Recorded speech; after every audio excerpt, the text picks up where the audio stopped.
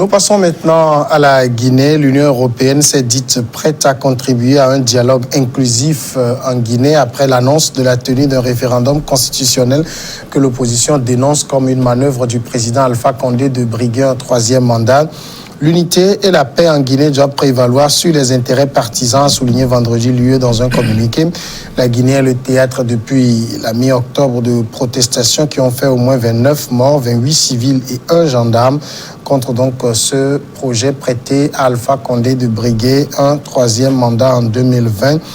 Les préparatifs du processus électoral et la décision de coupler l'élection législative du 1er mars 2020 à un référendum constitutionnel divise profondément le pays, a estimé l'UE. L'importance de cette double échéance impose de s'assurer, dans le cadre d'un dialogue inclusif, des conditions de transparence et d'inclusivité, ainsi que du respect du cadre régissant les élections. Nessan Fioclo, on se rappelle il y a quelques jours que le président Alpha Condé avait dit, parlant surtout à la France, que il faut laisser la Guinée tranquille pour régler elle-même ses affaires.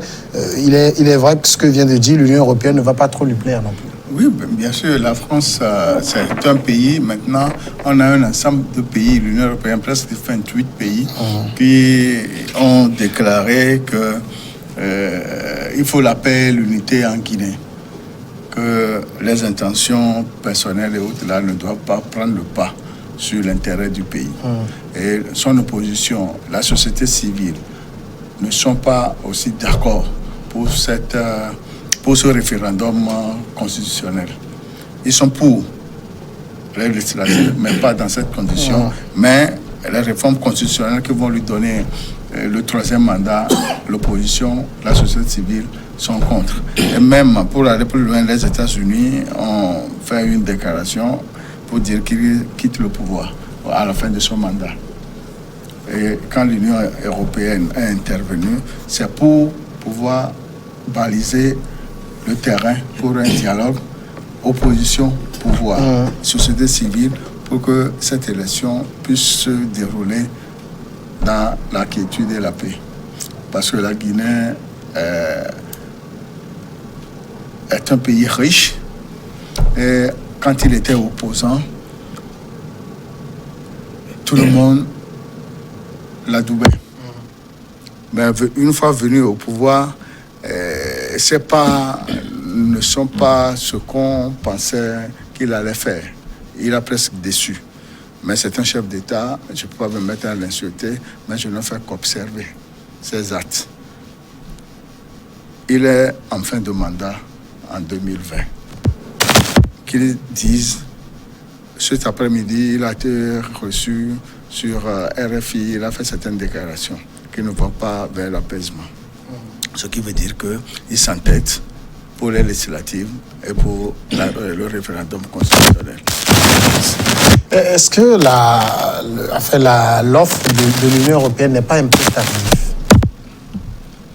Oui, à mon sens, oui. Mais c'est l'Union européenne, quoi. C'est-à-dire qu'il faut aussi comprendre qu'on ne peut pas toujours compter sur l'Union européenne. Et la preuve, c'est qu'ils ont dit qu'ils sont prêts à jouer donc le rôle de facilitateur pour qu'il y ait des discussions. Donc, on se retrouve dans un schéma où on voit un Alpha Condé, malgré le poids de son âge et tout, qui joue à l'homme fort, et puis on veut négocier avec lui. En tout cas, moi, je me refuse jusqu'à présent de croire que M. Alpha Condé va vouloir véritablement briguer un troisième mandat. Je me refuse quand je le retrouve un peu avec nos opposants. Il y a quelques mois de cela, pendant les voyages, quand je vois un peu ce que nous avions appelé entre-temps la balade des anges heureux à Conakry et tout ça, mais je me dis comment est-ce que cet homme-là peut revenir aujourd'hui et faire ça. Donc j'ai plutôt l'impression que Alpha Condé est en train de chercher en vain un dauphin et qu'en attendant de trouver un dauphin, il nous amène sur une certaine fausse piste. Comme s'il devait se représenter. Pour moi, je ne crois pas qu'Alpha Condé va se représenter, mais je suis en train de le voir baliser la voie à quelqu'un qui, pour le moment, reste invisible. Dans tous les cas, il faut comprendre une chose, c'est que les Africains sont arrivés à un certain niveau de maturité qu'il y a également les réseaux sociaux, une ouverture sur le monde qui fait aujourd'hui que vous ne pouvez pas continuer, pas cacher certaines choses, faire certaines choses comme vous voulez dans votre pays. Ce n'est pas possible, ce n'est plus possible. Et donc, d'une manière ou d'une autre, à un moment donné, lorsque l'Union européenne ou les Américains vont voir que le peuple guinéen est assez tenace, que le peuple continue pas à revendiquer, que le peuple a porté la revendication jusqu'à un niveau donné, s'ils se rendent compte que Alpha Condé ne leur sert plus à rien, eh bien, ils vont le dégager, ça c'est sûr. Ils vont le dégager absolument. Maintenant qu'ils ne le dégagent pas pour que s'installe un autre Alpha Condé. Parce que Alpha Condé lui-même n'était pas ce qu'il est aujourd'hui quand il était opposant. Voilà pourquoi il faut véritablement se méfier. Je suis politicien, mais je dis qu'il faut se méfier des politiciens. Ce qui est un peu curieux dans le cas de la Guinée, c'est que, je l'ai dit tout à l'heure, on parle déjà de 29 morts depuis la mi-octobre, mais on ne voit pas une sorte d'empressement, par exemple, de la CEDEAO de se mettre au chevet de la Guinée, comme on a pu le voir dans le cas du Togo ou d'autres pays. Ils ne l'ont pas abordé la dernière fois, d'ailleurs. D'où la main tendue de l'Union européenne qui peut être aussi la bienvenue. Non, moi je n'aime même pas. Est-ce que j'ai besoin de parler de la CEDEAO, une institution hypocrite, remplie d'hypocrites, où des décisions sont à double vitesse. J'ai l'impression qu'on choisit les chefs d'État et les pays chez qui il faut aller résoudre des problèmes et les pays dans lesquels il faut laisser les choses se faire d'eux-mêmes parce que c'est un membre du syndicat. Prenant le cas de la Guinée, je n'aime pas trop aduler des fous. C'est-à-dire, j'appelle fou quelqu'un qui ne se contrôle plus et qui veut déballer ce qu'il a dans toute sa morphologie, toute sa psychologie, toute sa bio, tout ce qu'il a, lui veut le déballer au détriment de la vie humaine. Je parle bien de la vie humaine. 29 morts. C'est déjà déjà, c'est de trop. Et on a l'impression que le monsieur s'en fout même des morts. Quelqu'un l'a dit, on l'a dit tout à l'heure, qu'il était adulé, un bon syndicaliste d'ailleurs, il est membre de l'international socialiste, et machin. Sauf que le monsieur, il n'est pas loin d'un fou. Il suffit de le voir devant les étudiants à l'université, tu comprends qu'on n'a pas en face un homme ordinaire. C'est-à-dire, ça sort de l'ordinaire, le comportement de M. Condé. M. Condé a déçu les démocrates africains. Tiké Jaffa Koli en a chanté une chanson bien avant qu'il arrive au pouvoir pour l'aduler. Et il a encore répliqué une autre chanson qui le, comment on le dit, qui le disqualifie et qui envoie des flèches. Contrairement à ce que Moïse a dit qu'il est en train de chercher de... Moïse, sans te mentir, Condé ne cherche pas un dauphin. Chercher un dauphin, c'est facile. Le mieux même, c'est d'annoncer déjà très tôt, comme le président Issoufou Mahamadou, que moi je vais partir, sans même nommer le dauphin. Les contextes ne sont pas les mêmes, non? Oui, je suis d'accord.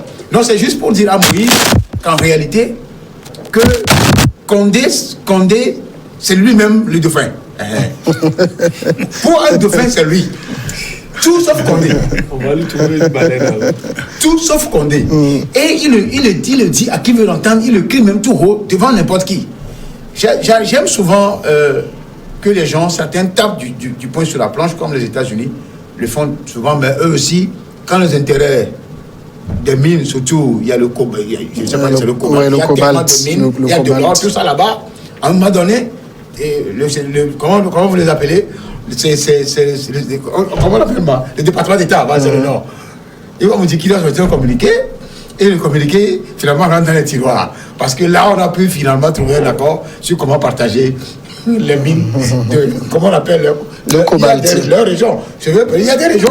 Il y a une région qui c'est le plus riche de toute l'Afrique de l'Ouest. Donc, c'est pour vous dire qu'en réalité, Condé ne prêche que pour sa propre chapelle. Il a si démontré pendant longtemps. Il ne va même jamais quitter. C'est-à-dire que Condé peut mourir. Tous les Guinéens peuvent mourir. Condé, lui seul, devenir président, c'est ce qui est intéressant. Et les présidents guinéens ont l'habitude de mourir au pouvoir. Pour le cas de Conté, Lansana Conté et de Sékou Touré, c'est un autre cas. Mais on parle d'un démocrate, mes frères. Nous parlons d'un président démocrate, venu démocratiquement au pouvoir pour avoir combattu la dictature. Et le seul même. pratiquement avec Jésus-Christ Olympio, ils sont de la même génération et Tshisekedi. Mais lui, il est arrivé au pouvoir. Regardez le schéma, le tableau, le cinéma qu'il présente. Je ne vais jamais aimer ce monsieur parce que c'est un monsieur qui donne un mauvais exemple pour l'avancée du continent africain. Mais la contribution de l'UE quand même peut être déterminante. Si les deux parties acceptent cette intervention, l'UE n'a pas un pouvoir non, un pouvoir coercitif et elle ne peut non plus dire à l'opposition de continuer ces manifestations. Parce que Alpha Condé est au pouvoir, il a tout le système dans ses mains. Que ce soit les forces de sécurité et de défense, quand il donne des ordres, ils exécutent. Et c'est quand le gendarme là a perdu la vie que la situation s'est calmée un peu. Ils ne tirent plus à balles réelles et ils essayent d'encadrer les manifestants. Aujourd'hui, tout le monde reconnaît qu'en Guinée, la situation n'est pas bonne. La CEDEAO, jusqu'à ce jour, n'a fait aucun communiqué. Et c'est l'Union européenne et les États-Unis qui interviennent pour le moment. Et comme l'a dit Ambroise, le département d'État sort bien sûr des communiqués, mais les discussions parallèles sont toujours à la une. Pourquoi Alpha Condé, lui, il arrive à tenir à son projet de modification de la Constitution? Là où je me rappelle, dans le cas du Mali, IBK avait eu un projet de modification de la Constitution. Il y a eu manifestation, il a fait volte-face. Alpha Condé, lui, il tient la route. Oui, Alpha Condé, il ne faut pas oublier, a traversé quand même plusieurs époques, si on peut le dire ainsi, en Guinée. Et il y a aussi le fait, si vous remarquez bien, ces vieux dirigeants, même s'il est arrivé pas très longtemps au pouvoir, mais il a quand même été présent, ils ont tellement vu, je me dis qu'ils ont tellement vu de morts, tellement vu d'atrocités à un moment donné qu'ils sont devenus un peu insensibles. C'est parfois l'impression que cela donne. C'est-à-dire que vous avez l'impression que quand une seule personne meurt aujourd'hui, que vous ameutez toute la terre, bon, pour eux, bon, ils en ont vu plus que ça. Certains parmi eux ont vécu la décolonisation de l'Afrique, étaient peut-être même des activistes et tout ça. Donc, le ressentiment n'est pas le même. Même si humainement, il est important de ressentir quand même. On dirait quoi du Rwanda? Maintenant, ce que je perçois dans ce que Alpha Condé fait, et moi, j'aime plus penser positivement des gens. Je me dis, il va se racheter et qu'il va forcément se trouver rapidement un dauphin, même s'il y a cet entêtement-là qui l'amène à vouloir coûte que coûte faire cette réforme constitutionnelle. Et je reviens toujours en disant, mais je suis surpris parce que Alpha Condé, à un moment donné, dans notre pays, nous le prenions pour un des sauveurs de notre pays. Voilà. Et je me dis, comment est-ce que lui, il peut arriver à ce niveau-là? Cette boulimie du pouvoir, comment est-ce que ça peut l'atteindre aussi? Bon, nous allons sur le pouvoir. Mais dans tous les cas, je ne veux pas compter sur les Blancs. Je préfère compter sur les Africains, leur capacité à mettre la pression, mais en même temps aller aux négociations et à accepter des victoires d'État.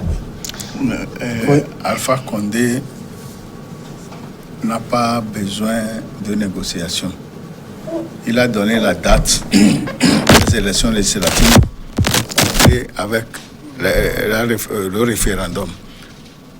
On fera le même jour et les résultats sont connus pour ouvrir une nouvelle page à la Guinée. Point. Est-ce que l'opposition guinéenne elle-même est aujourd'hui prête au dialogue?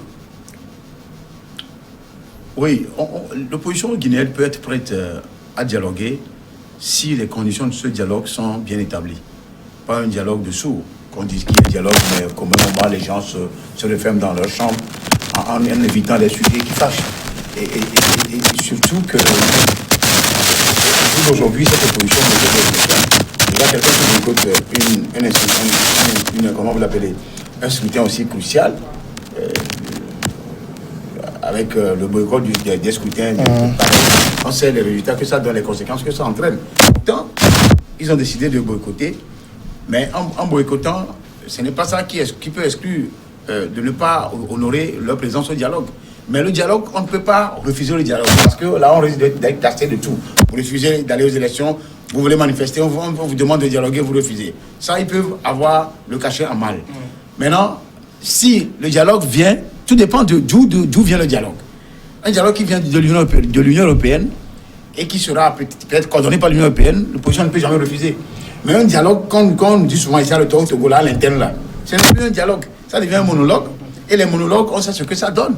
Donc, disons qu'en réalité, c'est vrai que la Guinée n'a pas encore dépassé le stade des dialogues, parce qu'au final, quand vous tiraillez, finalement, c'est des discussions qui peuvent vous conduire à aboutir à une solution durable. Moi, je pense que c'est une question de lucidité, que Condé retrouve toute sa lucidité pour laisser la Guinée en paix. Puis c'est après lui, il mourra un jour comme moi. Après lui, la Guinée doit vivre, les populations doivent vivre, la Guinée doit se développer. Mais qu'est-ce qu'il laisse comme héritage à ses enfants, à ses propres enfants consanguins? Il a des enfants, il y a des Condés en Guinée. Les gens regardent après son départ ou après sa mort, les enfants de Dieu, ses enfants, ça. Non, il faut que les gens arrivent à réfléchir, à avoir une certaine cohérence d'idées. Il faut sortir du carcan du goût du miel et du lait au pouvoir. Sachez que quand tu viens, c'est quelqu'un qui est parti avant que tu ne viennes. Autant laisser le pouvoir à d'autres aussi, comme on te l'a laissé. On va aller à la pause et puis nous revenons après pour le Togo.